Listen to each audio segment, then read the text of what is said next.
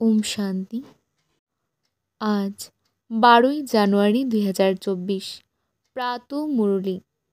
বাবা বলেছেন, মিষ্টি বাচ্চারা নিজেকে আত্মা মনে করে আত্মারূপী ভাইয়ের সাথে কথা বলো। দৃষ্টিকে এই রকম পাকা করো, তাহলে বিকার প্রবেশ করতে পারবে না। কারো মধ্যে বিকারের ভূত দেখলে নিজেকে সরিয়ে নাও। আজকের প্রশ্ন, বাবার হওয়ার পরেও বাচ্চারা কেউ আস্তিক তো কেউ নাস্তিক কেন? উত্তরে বাবা বলেছেন, আস্তিক তারাই যারা ঈশ্বরীয় নিয়ম পালন করে, দেহে অভিমানী হওয়ার পুরুষার্থ করে, আর নাস্তিক তারাই যারা ঈশ্বরীয় নিয়ম লঙ্ঘন করে বিকারের বশীভূত হয়ে নিজেদের মধ্যে ঝগড়াঝাটি করে। আস্তিক বাচ্চারা দেহসহ দেহের সব সম্বন্ধ থেকে বুদ্ধিযোগ সরিয়ে সবাইকে ভাই ভাই মনে করে। নাস্তিকরা দেহ অভিমান নিয়ে থাকে। ওম শান্তি। সর্বপ্রথমে বাবা বাচ্চাদের বোঝান যে বাচ্চারা বুদ্ধিতে সবসময় এটাই স্মরণ রেখো যে শিব বাবা আমাদের সুপ্রিম ফাদার, সুপ্রিম শিক্ষক, আবার সুপ্রিম সদ্গুরুও। সর্বপ্রথম বুদ্ধিতে অবশ্যই এটা আসা উচিত। প্রত্যেকেই নিজেরটা বুঝতে পারে যে আমার বুদ্ধিতে এসেছে কিনা। যদি বুদ্ধিতে এসে থাকে তবে সে আস্তিক, না এসে থাকলে নাস্তিক। স্টুডেন্টদের বুদ্ধিতে ঝটপট আসা উচিত যে টিচার এসেছেন, তোমরা ঘরে থাকলে সব ভুলে যাও। খুব কম বাচ্চাই আধ্যাত্মিক দিক থেকে বুঝে যে আমাদের সুপ্রিম বাবা এসেছেন। উনি একাধারে শিক্ষক এবং সদ্গুরুও, যিনি তোমাদের ঘরে ফিরিয়ে নিয়ে যেতে এসেছেন। স্মৃতিতে এলে খুশির মাত্রা বৃদ্ধি পেতে থাকবে, নয়তো এই দুঃখ যন্ত্রণাময় দুনিয়ার কার্য কথাবার্তায় ভিন্ন ভিন্ন চিন্তা ভাবনা নিয়ে বসে থাকতে হবে। দ্বিতীয় কথা হলো, অনেকেই বাচ্চাদের জিজ্ঞাসা করে বিনাশের আর কত সময় বাকি আছে। ওদের বলো এসব জিজ্ঞাসা করার প্রয়োজন নেই। প্রথম কথা হলো, যিনি আমাদের এসব বুঝিয়েছেন তাকে জানো। প্রথমেই বাবার পরিচয় দাও। অভ্যাস থাকলে ওদের বোঝাতে পারবে, নয়তো ভুলে যাবে। বাবা কত বলেন নিজেকে আত্মা মনে করো, অন্যদেরও আত্মিক দৃষ্টি দিয়ে দেখো। কিন্তু সেই দৃষ্টি স্থায়ী রাখতে তোমরা অক্ষম। এক আনাও খুব অতি কষ্টই স্থায়ী হয়, বুদ্ধিতে যেন বসেই না। বাবা কিন্তু অভিশাপ দেন না। বাবা তো বোঝাচ্ছেন এই জ্ঞান কত উচ্চ মার্গের। রাজ্য স্থাপন হয়, তোমরা ভিখারি থেকে বিত্তশালী হয়ে উঠবে। বিত্তশালী অল্পই হবে, বাকি দরিদ্ররা নম্বর অনুসারে হবে। শেষ নম্বরে যে থাকবে তার বুদ্ধিতে কোনো কথাই ঢুকবে না। সুতরাং প্রথমে যখন কাউকে বোঝাও তখন শিব বাবার যে 32 গুণ সমন্বিত চিত্র বানানো হয়েছে সেটা দিয়ে বোঝানো উচিত। তাতেও লেখা আছে সুপ্রিম ফাদার, সুপ্রিম টিচার, সদ্গুরু। সর্বপ্রথম যখন এটা নিশ্চিত হবে যে শিব বাবাই বোঝাচ্ছেন, তখন আর সংশয় আসবে না। বাবা ছাড়া এই স্থাপনা আর কেউ করতে পারবে না। তোমরা যখন বোঝাও যে স্থাপনা হতে চলেছে, তখন ওদের বুদ্ধিতে নিশ্চয়ই আসা উচিত এদের অবশ্যই কেউ বুঝিয়েছে। কোনো মানুষ তো বলতে পারে না এই রাজ্য স্থাপন হতে চলেছে। সুতরাং সর্বপ্রথমে বাবার প্রতি বিশ্বাস নিশ্চিত করাতে হবে। আমাদের পরমাত্মা বাবা শিক্ষা প্রদান করছেন। এ কোনো মানুষের মত নয়, এ হলো ঈশ্বরীয় মত। নতুন দুনিয়া নিশ্চয়ই বাবার দ্বারাই স্থাপন হবে। পুরানো দুনিয়ার বিনাশ ঘটবে, এটাও বাবার কাজ। এই নিশ্চয় যতদিন না আসবে জিজ্ঞাসা করতেই থাকবে কি করে হবে। সর্বপ্রথম শ্রীমতের কথা বুদ্ধিতে বসাতে হবে, তবেই সব বুঝবে। না হলে মানুষের মতো মনে করবে। প্রতিটি মানুষের মত আলাদা, মানুষের মত কখনো এক হতে পারে না। এই সময় তোমাদের একজনই মত দিয়ে থাকেন, ওনার শ্রীমতে সঠিকভাবে চলা সেটাও বড় মুশকিল হয়ে পড়ে। বাবা বলেন, দেহি অভিমানী হও, এমনটাই মনে করো যে আমরা ভাই ভাইয়ের সাথে বাক্যালাপ করি, তবে আর লড়াই ঝগড়া কখনো হবে না। দেহ অভিমান আসা মানে বুঝে নাও নাস্তিক। দেহি অভিমানী না হলে সে আস্তিক। দেহি অভিমানী যে হতে পারে সে আস্তিক। দেহ অভিমান অনেক ক্ষতির কারণ। সামান্য লড়াই ঝগড়া করলেও বুঝবে সে নাস্তিক। বাবাকে জানেই না, ক্রোধের ভূত যার মধ্যে থাকবে নাস্তিক বলে বিবেচিত হবে। বাবার বাচ্চাদের মধ্যে বিকার কোথা থেকে আসবে? বাচ্চারা আস্তিক। যতই কেউ বলুক না কেন আমার বাবার সাথেই ভালোবাসা, কিন্তু ঈশ্বরীয় মতের বিপক্ষে কথা বললেই তাকে রাবণ সম্প্রদায়ের বলেই ধরে নেওয়া উচিত। সে দেহ অভিমানে আছে। কোনো রকম বিকার দেখলে বা দৃষ্টি খারাপ বুঝলে সাথে সাথে সরে যাওয়া উচিত। বিকারের মধ্যে দাঁড়িয়ে থাকলে বিকারের প্রবেশ ঘটবে। ভূত ভূতের সাথে লড়াই করতে শুরু করে। ভূত আসা মানে সম্পূর্ণ নাস্তিক। দেবতারা তো সর্বগুণ সম্পন্ন হয়, সেই সব গুণ না থাকলে সে নাস্তিক। নাস্তিক অবিনাশী উত্তরাধিকার কোনোভাবেই পাবে না। সামান্যতম ত্রুটিও যেন না থাকে, নয়তো অনেক সাজা খেয়ে প্রজাতি যেতে হবে। ভূতেদের থেকে দূরে থাকা উচিত। ভূতেদের মুখোমুখি হলেই ভূত প্রবেশ করে।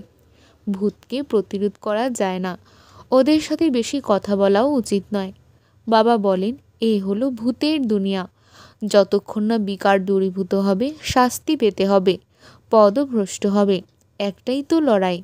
কেউ রাজা হয়ে যায়, কেউ ফকির হয়ে যায়। রাজাদের দুনিয়া ছিল, এখন হলো ফকিরদের দুনিয়া। সবার মধ্যে বিকার আছে। বিকারকে দূর করতে সম্পূর্ণ পুরুষার্থ করা উচিত। বাবা মুরুলির দ্বারা অনেক বোঝান। কত ধরনের স্বভাবের যে হয় সে আর জিজ্ঞাসা করো না। সুতরাং প্রদর্শনী ইত্যাদিতে সর্বপ্রথমে বাবার পরিচয় দিতে হবে। বাবা কত লাভলি, তিনি আমাদের দেবতা করে তোলেন। মহিমাও আছে। মানুষ থেকে দেবতা করতে বেশি সময় লাগে না। দেবতারা ছিল সত্যযুগে, নিশ্চয়ই তার আগে কলিযুগ ছিল। এই সৃষ্টি চক্রের জ্ঞানও এখন বাচ্চারা তোমাদের বুদ্ধিতে ধারণ হয়েছে। ওখানে এই জ্ঞান দেবতাদের মধ্যে থাকবে না। এখন তোমরা নলেজফুল হচ্ছ। এরপর পদ প্রাপ্ত হলে নলেজের আর প্রয়োজন নেই। ইনি হলেন অসীম জগতের বাবা, যার কাছ থেকে 21 জন্ম তোমরা স্বর্গের অবিনাশী উত্তরাধিকার প্রাপ্ত করো। সুতরাং এমন বাবাকে কত স্মরণ করা উচিত। বাবা সবসময় বোঝাচ্ছেন যে সবসময় মনে রেখো শিব বাবা আমাদের বোঝাচ্ছেন। শিব বাবা এই রথের দ্বারা আমাদের শিক্ষা প্রদান করছেন। উনি আমাদের বাবা, টিচার এবং সদ্গুরু। এ হলো অসীম জগতের পড়াশোনা। তোমরা বুঝেছ, আমরা প্রথমে তুচ্ছ বুদ্ধির ছিলাম। এই কলেজ সম্পর্কে এতটুকুও ধারণা নেই তাদের। তাই বোঝানোর সময় খুব ভালোভাবে খুঁটিয়ে খুঁটিয়ে বোঝাও। কৃষ্ণের কোনো কথাই নেই। বাবা বুঝিয়েছেন কৃষ্ণের কোনো ভূমিকা নেই এক শিব বাবা ছাড়া। ব্রহ্মা, বিষ্ণু, শঙ্করেরও ভূমিকা নেই। ভূমিকা শুধু একজনেরই, যিনি মানুষ থেকে দেবতা বানাচ্ছেন, বিশ্বকে হ্যাভেন করে তুলছেন। তোমরা সেই শ্রীমত অনুসারে চলো বাবার সহযোগী হয়ে। বাবা না থাকলে তোমরা কিছুই করতে পারবে না। তোমরা ওয়ার্থ নট এ পেনি থেকে ওয়ার্থ পাউন্ড হয়ে উঠছ। এখন নম্বর অনুসারে পুরুষার্থ অনুযায়ী তোমরা সব জেনে গেছো। সুতরাং সর্বপ্রথমে বাবার পরিচয় দিতে হবে। কৃষ্ণ তো ছোট শিশু। সত্যযুগে কৃষ্ণ অসীম জগতের বাদশাহী প্রাপ্ত করে। তার রাজত্বে আর কেউ ছিল না। এখন তো কলিযুগ, কত রকমের ধর্ম। এই এক আদি সনাতন দেবী দেবতা ধর্ম কবে স্থাপনা হয়েছিল এটা কারো বুদ্ধিতে নেই। বাচ্চারা, তোমাদের বুদ্ধিতেও নম্বর অনুসারে পুরুষার্থ অনুযায়ী আছে। অতএব বাবার মহিমাকে ভালো করে বোঝানো উচিত। আমরা জানি বাবার কাছ থেকেই আমরা নিজেদের পরিচয় পেয়েছি। বাবা বলেন, সবার সদ্গতিদাতা আমি।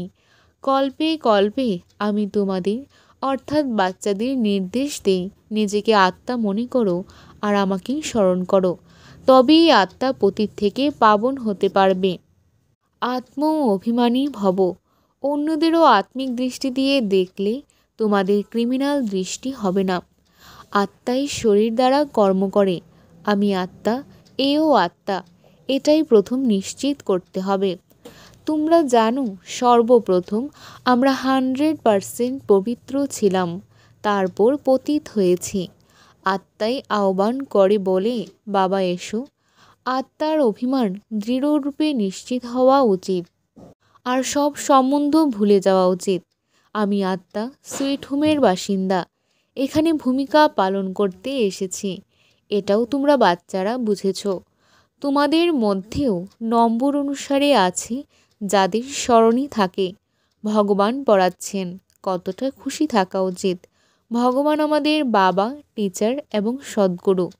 তোমরা বলবে, আমরা ওনাকে ছাড়া আর কাউকে স্মরণ করি না। বাবা বলেন, দেহসহ দেহের সব সম্বন্ধ ছেড়ে মামিকম স্মরণ করো। তোমরা সবাই ভাই ভাই, কেউ কেউ সেটা মানে, কেউ না মানলে বুঝবে সে নাস্তিক। আমরা শিব বাবার সন্তান, সুতরাং পবিত্র হওয়া উচিত।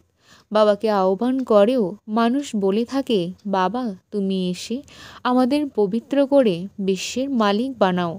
সত্যযুগে পবিত্র হওয়ার তো কোনো প্রশ্নই আসে না। প্রথমে এটাই বুঝো যে ইনি শিব বাবা, এনার দ্বারাই নতুন দুনিয়া স্থাপন হয়। যদি জিজ্ঞাসা করে বিনাশ কবে হবে, তাহলে বলো, ঈশ্বরকে প্রথমে জানো। ঈশ্বরকে না জানলে পরের কোনো কথা বুদ্ধিতে কিভাবে আসবে? আমরা সত্য বাবার বাচ্চারা সত্যই বলে থাকি। আমরা কোনো মানুষের সন্তান নই, আমরা শিব বাবার সন্তান। ভগবানুবাচ, ভগবান তাকেই বলা হয় যিনি সকল ব্রাদারদের পিতা। মানুষ কখনোই নিজেকে ভগবান বলতে পারে না। ভগবান তো নিরাকার, তিনি বাবা, টিচার, সদ্গুরুও। কোনো মানুষ বাবা, টিচার এবং সদ্গুরু হতে পারে না। কোনো মানুষ কারো সদ্গতি করতে পারে না, ভগবান হতে পারে না। বাবা হলেন পতিত পাবন, পতিত করে তুলে রাবণ। বাকি সবাই হলো ভক্তিমার্গের গুরু। এটাও তোমরা বুঝেছ। এখানে যে আসে সে আস্তিক হয়ে যায়। অসীম জগতের বাবার কাছে এসে নিশ্চয় করে যে ইনি আমাদের বাবা, টিচার, গুরু। যখন সম্পূর্ণ দৈবিগুণ ধারণ হবে, তখন লড়াইও হবে। সময় অনুসারে তোমরা নিজেরাই বুঝতে পারবে যে এখন কর্মাতীত অবস্থায় পৌঁছাচ্ছি। এখন কর্মাতীত অবস্থা কোথায় হয়েছে? এখনও অনেক কাজ বাকি, অনেককে সংবাদ দিতে হবে। বাবার অবিনাশী উত্তরাধিকার গ্রহণের অধিকার প্রত্যেকের আছে। এখন তো দ্রুতগতিতে লড়াই শুরু হবে। তারপর এই হসপিটাল, ডাক্তার ইত্যাদি কিছুই থাকবে না। বাবা বাচ্চাদের সামনে এসে বোঝাচ্ছেন যে তোমরা আত্মারা 84 জন্ম শরীর ধারণ করে নিজের নিজের ভূমিকা পালন করে চলেছ। কারো কারো 70 থেকে 80 জন্ম হবে। এখন তো সবাইকেই যেতে হবে, বিনাশ হবে। অপবিত্র আত্মারা যেতে পারবে না। পবিত্র হওয়ার জন্য অবশ্যই বাবাকেই স্মরণ করতে হবে, এতেই পরিশ্রম আছে। 21 জন্মের জন্য স্বর্গবাসী হবে, এ কি কম বড় কথা? মানুষ তো বলে দেয় অমুকে স্বর্গবাসী হয়েছে। স্বর্গ কোথায় কিছুই বোঝে না। বাচ্চারা, তোমাদের অনেক খুশিতে থাকা উচিত যে ভগবান আমাদের শিক্ষা প্রদান করে বিশ্বের মালিক করে তুলছেন। খুশিও এক হয় স্থায়ী, অপরটি হয় অল্প সময়ের জন্য। পড়াবো, নয়তো খুশি কী করে হবে? আসরি গুণকে দূর করতে হবে। বাবা কত বোঝান, কত কর্মভোগ আছে। যতক্ষণ কর্মভোগ থাকবে তার চিহ্নই এই যে কর্মাতীত অবস্থা এখনও আসেনি। এখনও পরিশ্রম করতে হবে, কোনো রকম মায়ার তুফান যেন না আসে। বাচ্চাদের এই নিশ্চয় আছে যে বাবা আমাদের অনেকবার মানব থেকে দেবতা বানিয়েছেন। এটাও বুদ্ধিতে থাকলে সৌভাগ্য। এ হলো বেহুদের বড় স্কুল, লৌকিক হলো সীমিত জাগতিক ছোট স্কুল। বাবার তো ভীষণ দয়া হয় এই ভেবে যে কিভাবে বোঝাবো, কারো কারো তো এখনও বিকারের ভূত দূর হয়নি। বাবার হৃদয়ে জায়গা পাওয়ার বদলে অধঃপতন হয়। কিছু বাচ্চা তো তৈরি হচ্ছে অন্যের কল্যাণ করার জন্য।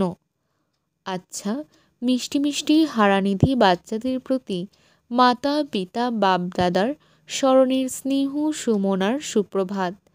আত্মাদের পিতা তার আত্মারূপী বাচ্চাদেরকে জানাচ্ছেন নমস্কার। আমরাও বাবাকে জানাচ্ছি অনেক অনেক শ্রদ্ধা, ভালোবাসা, নমস্কার আর সুপ্রভাত। ধারণার জন্য মুখ্যসার 1 নম্বর পয়েন্ট, ঈশ্বরীয় মতের বিপক্ষে কোনো কথা বলা উচিত নয়। কারো মধ্যে যদি ভূতের প্রবেশ হয়ে থাকে বা দৃষ্টিতে অপবিত্রতা থাকে, তবে তার সামনে থেকে সঙ্গে সঙ্গে সরে যেতে হবে। তার সাথে বেশি কথা বলা উচিত নয়। 2 নম্বর পয়েন্ট, খুশিকে স্থায়ীভাবে ধরে রাখার জন্য অধ্যয়নের প্রতি সম্পূর্ণ মনোযোগী হতে হবে। আসুরি গুণকে অপসারণ করে দৈবী গুণ ধারণ করে আস্তিক হতে হবে। আজকের বরদান, নিশ্চয় আর সেবার আধারই সকল পরিস্থিতির উপরে বিজয় প্রাপ্তকারী সিদ্ধিস্বরূপ হও। যোগের দ্বারা এখন এমন সিদ্ধিপ্রাপ্ত করো যাতে অপ্রাপ্তিও প্রাপ্তির অনুভব করাবে। নিশ্চয় আর নেশা সকল পরিস্থিতিতে তোমাদের বিজয়ী করে দেবে। পরবর্তী সময়ে এমন পরীক্ষার ব্যাপারও আসবে যে শুধুমাত্র শুকনো রুটি খেতে হবে, কিন্তু নিশ্চয় নেশা আর যোগের সিদ্ধির শক্তি সেই শুকনো রুটিকেও নরম বানিয়ে দেবে, তোমাদেরকে ব্যতিব্যস্ত করবে না। তোমরা সিদ্ধির স্বরূপের মহিমায় স্থিত হয়ে থাকো, তাহলে কেউ তোমাদেরকে সমস্যায় ফেলতে পারবে না। কোনো সাধন থাকলে তা নিশ্চিন্তে ব্যবহার করো, কিন্তু সেই সাধন যেন সময়ে তোমাদেরকে ধোঁকা না দেয় সেটা চেক করো। আজকের স্লোগান, নিমিত্ত হয়ে যথার্থ পার্ট প্লে করো, তবেই সকলের সহযোগ প্রাপ্ত হতে থাকবে। আজকের সমান, আমি সিদ্ধিস্বরূপ আত্মা। আচ্ছা, ওম শান্তি।